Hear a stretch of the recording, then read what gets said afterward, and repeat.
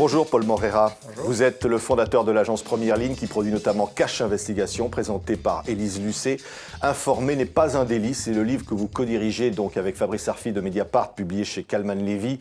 C'est un livre pour dénoncer les nouvelles censures. Il y a 16 journalistes qui y contribuent, des journalistes d'enquête. Vous dites aujourd'hui la censure est de retour ? La censure, en fait, n'a jamais disparu, mais ce qui nous semblait intéressant aujourd'hui, c'est de montrer toutes les nouvelles méthodes pour réduire au silence ou intimider les journalistes. L'idée de ce livre, elle est née à un moment précis. C'était une mobilisation un peu magique, comme ça, de journalistes d'investigation de partout, de tous les médias qui s'étaient réunis pour exiger la fin de l'amendement secret des affaires sur la loi Macron. Parce qu'on a bien vu, parce que souvent on est en bras de fer avec des entreprises, on a bien vu que dans cet amendement se nichait le diable, comme dans tous les détails, et que se dessinait la possibilité d'une arme supplémentaire contre l'enquête des journalistes. Par exemple, l'affaire Mediator n'aurait pas pu être révélée si cet amendement était passé. L'affaire Mediator,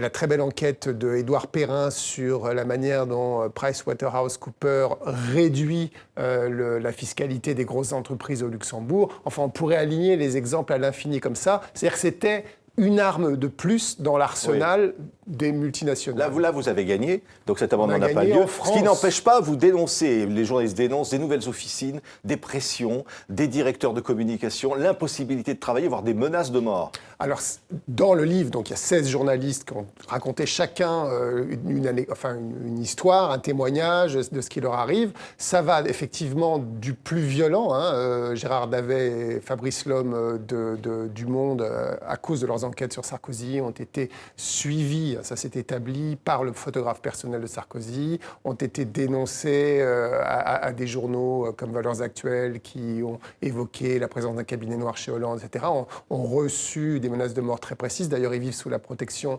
de garde du corps. Ça, c'est vraiment le plus violent. Je dois dire que c'est assez rare. Oui, il y a tout de même, par exemple, dans les manifestations du Front National, des autocollants avec l'adresse d'un des journalistes ennemis du Front National qui est désigné ainsi à la vindicte des militants. Absolument. Alors, le Front National, donc, c'est un cas à part, vieille tradition de l'extrême droite, le recours à la force physique. Il y a eu des journalistes qui se sont fait casser la figure. Il faut bien dire, ce ne sont pas des bavures, comme l'expliquent les journalistes qui se sont intéressés au Front National et qui publient donc dans « Informer n'est pas un délit ».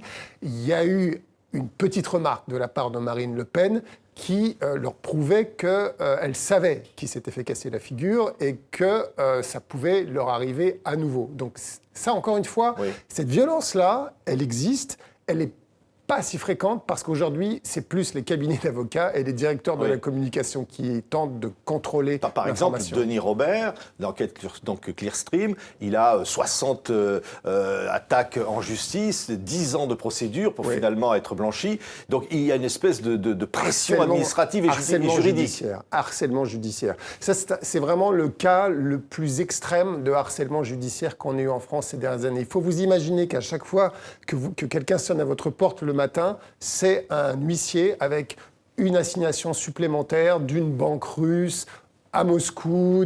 Et il a eu, je crois, quelque chose comme 130 procédures. Donc le niveau de stress, je demande à chaque Français de s'imaginer le niveau de stress qu'on peut ressentir quand des grosses boîtes avec des gros moyens vous poursuivent, vous demandent des centaines de milliers d'euros de dommages et intérêts, et ça pendant 10 ans. Enfin, moi, Denis Robert, en plus d'être un collègue, est aussi un ami, et moi, à un moment donné, j'ai vraiment eu peur pour sa santé, quoi. Et à la fin, il gagne. À la fin, il gagne parce qu'il y a quand même une justice en France, et qu'il y a des juges qui font leur boulot, et qui voient que son enquête était sérieuse, étayée, et qu'il l'a faite avec disons, la sincérité qu'il pouvait mettre dedans. Vous dites qu'il y a une justice, mais parfois bien hypocrite. Par exemple, Mediapart est attaqué parce qu'il publie les écoutes illégales dans l'affaire Bettencourt, et ces mêmes écoutes servent à la justice à condamner 8 ou 9 personnes. Absolument, absolument. Alors là, moi, je ne vais pas émettre de jugement sur une décision judiciaire, mais on peut se poser la question quand même. On se dit, mais est-ce qu'on n'est pas dans le droit d'informer ?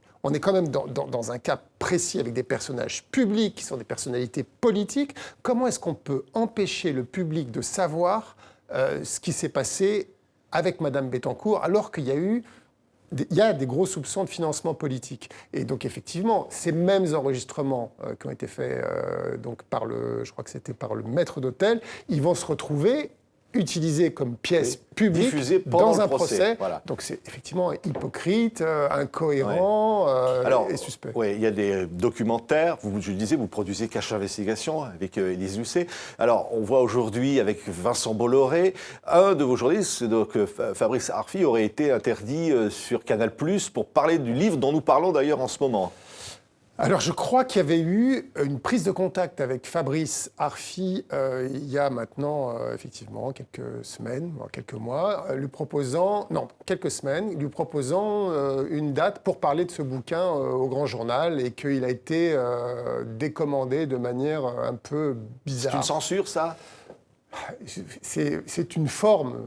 C'est une forme de censure, mais c'est surtout un inconfort énorme de la part d'un programmateur. Pourquoi ? Parce que dans ce livre, vous dénoncez Vincent Bolloré sur des pressions, voire des interdictions de documentaires. Benoît Colomba raconte une anecdote où il a enquêté sur l'activité des entreprises de Vincent Bolloré en Afrique et où il a dû répondre point par point de toute son enquête devant la justice et où il a perdu en diffamation en première instance. Il n'a pas fait appel.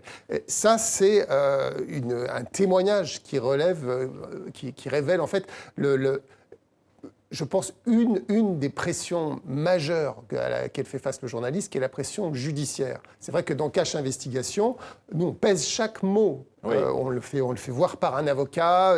Et pour l'instant, on n'a perdu aucun procès, je touche du bois.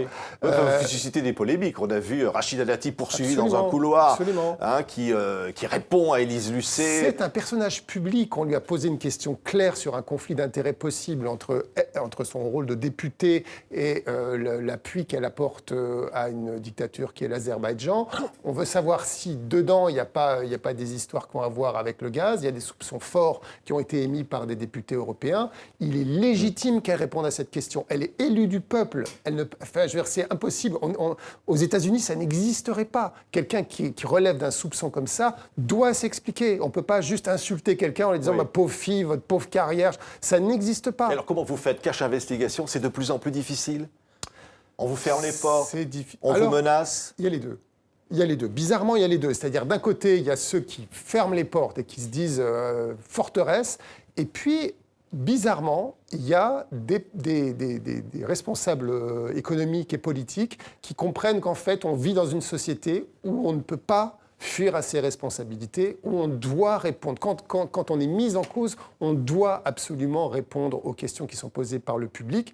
Et on a eu franchement des interviews qui nous ont surpris. Par exemple, le responsable Europe de Philip Morris, je peux vous dire que... sur le tabac. Les gens du tabac ne donnent jamais d'interview. Et là, en fait, ils ont fait le compte et ils se sont dit...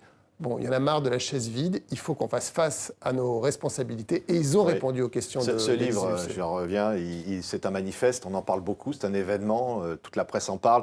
Ça veut dire qu'il y a vraiment aujourd'hui une menace, une mobilisation à faire ? Je pense qu'on a mal compris. Il y a un effet une sorte d'illusion d'optique. C'est-à-dire que souvent, le public, il se dit « Ah, les journalistes, ils ont tous les droits, ils révèlent tout, etc. » Mais en fait, c'est une guerre asymétrique. Aujourd'hui, nous, on est beaucoup plus surveillés, bloqué et en fait monitoré, comme on dit en anglais, enfin surveillé en fait, et qu'on a de possibilités d'informer. On vit dans un monde totalement asymétrique où ce qu'on fait est transparent et que les puissances auxquelles on s'intéresse sont de plus en plus opaques et ont de plus en plus de moyens pour nous surveiller. Merci beaucoup, Paul Morera. Informer n'est pas un délit, donc, le livre événement chez Calman Levy. Merci d'avoir été avec nous. Merci à vous.